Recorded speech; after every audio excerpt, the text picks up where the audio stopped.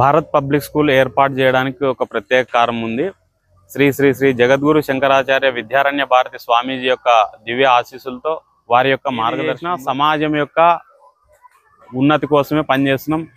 స్వచ్ఛంద సంస్థ ద్వారా ఎవరైతే బడుగు బలహీన వర్గాల్లో అవసరమైనటువంటి వాళ్ళు ఉంటారో వాళ్ళకి సేవ చేయడానికి ఒక ప్లాట్ఫామ్ గా మేము ఆనలుగురు సేవా సమితిని కూడా ఏర్పాటు చేస్తాం. రాజకీయాలు కూడా ఒక నైతిక బాధ్యతగా పనిచేస్తున్నాం. రాజకీయాలు అంటే కేవలం దోచుకోవడం దాచుకోవడం కాదు, రాజకీయం అనేది ఒక సామాజిక బాధ్యత. కాబట్టి దాన్ని కూడా మేము ఆ యొక్క మార్గ సమయంలో కరోనా సెకండ్ వేవ్ లో విపరీతంగా మరణాలు సంభవించినప్పుడు ఆనలుగురు సేవా సమితి ఎవరైతే పాజిటివ్ వచ్చి మరణించడం జరిగిందో వారికి భరోసానిస్తూ ఆ యొక్క మృతదేహాలని ఖననం చేయడం, అదే రకాల సేవా ఫార్మేట్ ని మేము తయారు చేయబోతున్నాం. దాంట్లో ఎవరైనా కూడా సెలెక్ట్ చేసుకొచ్చి వాళ్ళకి నచ్చింది ఆ కార్యక్రమంలో పాల్గొనే విధంగా భవిష్యత్తులో ప్రణాళిక రూపొందించాం. అప్గ్రేడ్ కోసం పనిచేస్తే దాదాపు 12 సంవత్సరాలుగా పోరాటం చేస్తే కూడా ప్రభుత్వాలు స్పందించడం యొక్క అవసరము ఆ ఫోన్ కాల్స్ స్వచ్ఛంద సంస్థలకు వస్తాయి. కాబట్టి ఆ అర్ధరాత్రి పూట ఆ బాధ నొప్పి అనేది స్వచ్ఛంద సంస్థల కార్యకర్తలకి తెలుస్తుంది. కాబట్టి దశల వారీగా ఆందోళన కార్యక్రమాలు చేస్తే